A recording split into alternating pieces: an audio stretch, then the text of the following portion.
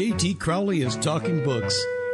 On this show, you'll hear from emerging talent and seasoned veterans from around the world. They'll give you their take on the writing process and how to create the secret sauce of page-turning deliciousness. Let's get into that magical mixture of the art and science of creativity. Here's J.T. Crowley, author of The Smart Kids, and your podcast host. Good morning, everybody. I'm J.T. Crowley, and joining me this week on my show, Talking Books, is an author from South Korea. He's called Salty Yeom, and he's from Daegu, a large city a few hundred kilometers south of the capital, Seoul. His book, God's Plan, was written during the pandemic, last year, as a result of him not being able to teach due to the restrictions that were imposed in his country, all due to the pandemic. Just like everybody else that was affected in the world, lots of people have done different things, and Salty has written a book. So before he's wrote his book, he taught maths to students in his city, and he's attended several universities, so he's quite an academic person, ladies and gentlemen. And one of his dreams, when we had a chat previously before coming on the show, was that he wishes to go to get into Stanford University in the US to develop one of his apps that he's got in mind. So without further ado, everybody, I'm going to invite Salty onto the show. Salty, welcome to Talking Books. Thank you for inviting me. Oh, you're very welcome. So how is Daegu today? I know it's evening for you and it's morning for me. Evening. Evening, yeah, so good evening. 8 o'clock. Was that in Korean? That's fine. Salty, I want to have a look at your book, if that's okay with you. And now your book is called God's Plan. And I'm intrigued about this because your background stems from a scientific, mathematical approach to life. And like most scientists, mathematical people, they tend to have a slightly skeptical view when it comes to religion and its approach to the origin of human life. So I'm somewhat surprised to see a person with your educational perspectives writing a religious-themed book. For normally, people of your ilk, generally speaking, you're always looking for, you're always seeking for proof, hard evidence. So why did you choose to write this book, and why now? Why? Exactly, God made me to write this book. It's God's plan. I wrote this story in my book.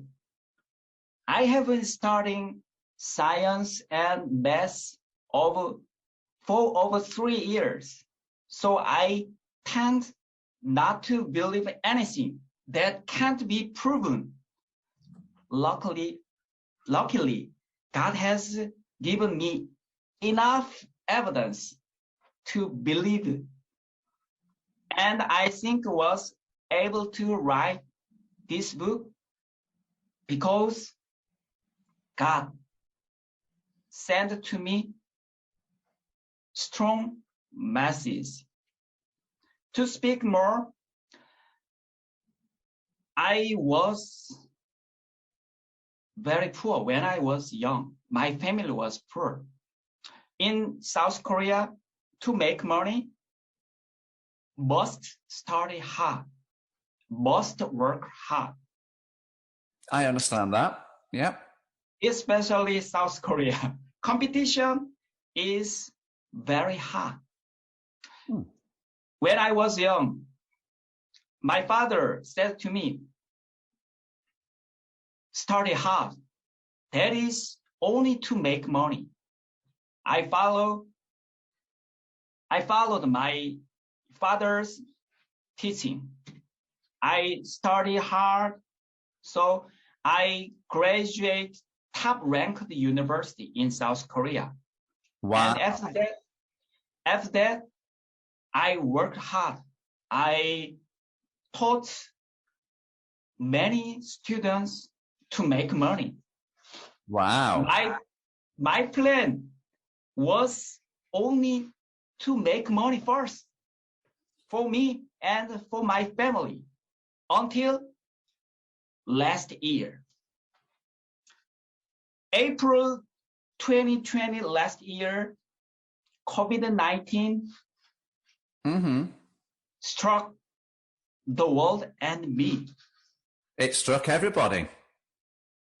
COVID-19 stopped me, and I was stopped due to COVID-19. So did you have to teach all your students online? Stopped. All my job was stopped. First, online is not available, not ready. I see. Not ready. Okay. So, when I look at, the setup of your book, Salty, it's rather interesting because the pages depict scroll images. Was that deliberate? And if so, did that idea originate from the Dead Sea Scrolls found in caves around the Dead Sea in Israel? Because I've been there and I've seen those caves. So did you get the idea from there? Wonderful. Exactly correct. You are very smart. Maybe God sent to you an inspiration. Really? You are very smart. I wanted to emphasize as much as possible that it was God who made me write my book, because scroll image is holy image. I wanted to give a holy feeling through the book, through the scroll image. So I was inspired to give an image like Dead Sea Scroll of Isaiah, which is the actual proof of the Bible. Scroll image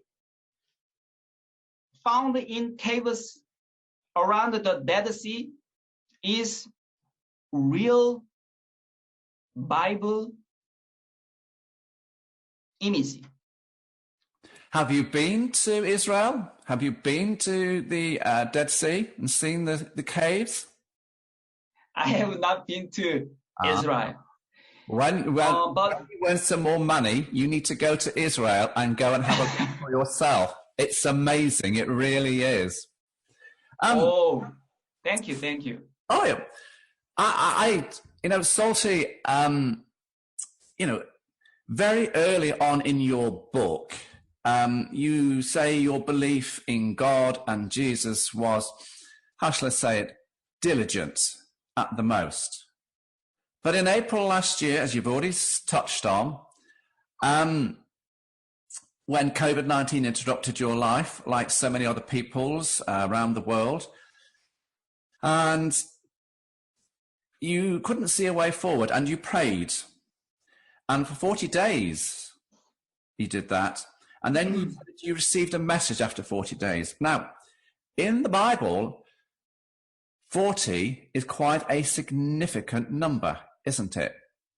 So, do you want to talk about this to the listeners, to the viewers? Okay. So many people have read Bible. Oh, yes.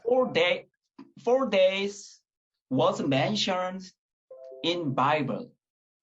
For example, Jesus Christ starved for 40 days in the desert. people deliver gospel. Yeah. Start for 40 days. Moses, do you know Moses? Moses. Yes. Moses, after 40 days, staying on the mountain, Sinai mountain. Mount Sinai. Yes. After 40 days, and Moses receives 10 commandments from God. Like this, 40 days is special period, special time. In my case, I prayed last year. COVID-19 stopped me and I started praying. Oh my God, why did you stop me? Do you have any other plan for me? I am suffering, much suffer. Tell me the plan, what to do. Tell me your plan. I prayed day after day, day by day, 40 days later, finally, I received a message from God. Okay. Not like conversation, like a lightning. Yeah. Oh, inspiration. Inspiration. God said to gave me the message, write the book about COVID-19. It's a little bit more than that, isn't it? Your book is more than that. It's more than that, because when I've looked at it, it's more than just about COVID-19. It's about other things as well. So I'm going to ask you another question here, if that's okay, Salty. Do you see wars, earthquakes, poverty, along with plagues and pandemics, as some sign of judgment, not only now, but in the future? What's your view on that? Okay. God created this world and mankind. First, I want to say judgment is not good. Judgment is not bad. Judgment is good for mankind. God interfered with our lives because He's our God. He created us. He created mankind. God is like our parents. As you know, if spare the rod, that will spoil the children. Have you heard that? Oh, yeah. Spare the rod, spare the wrath, and save the children. Okay. I've got that one. Yeah, oh, yeah. In that case, rod is love of parents. Like this, judgment is God's love. Judgment is good, not bad. Okay. If man goes astray against it, that is judgment. Now, that's an interesting aspect to judgment. Everybody's got their own views. I understand that. But I'm going to move you on here because I'm intrigued as to your decision to put in your book, ladies and gentlemen, when you look at Salty's book, you're going to see that there are pyramid diagrams, which I think he's put in there to abbreviate the message that he's trying to get across here. But I also think this is a slight nod to his mathematical and scientific background. So why did you put the pyramid messages in, the diagrams in? Was it a nod to your scientific, mathematical, analytical brain to do this? It's fascinating. That is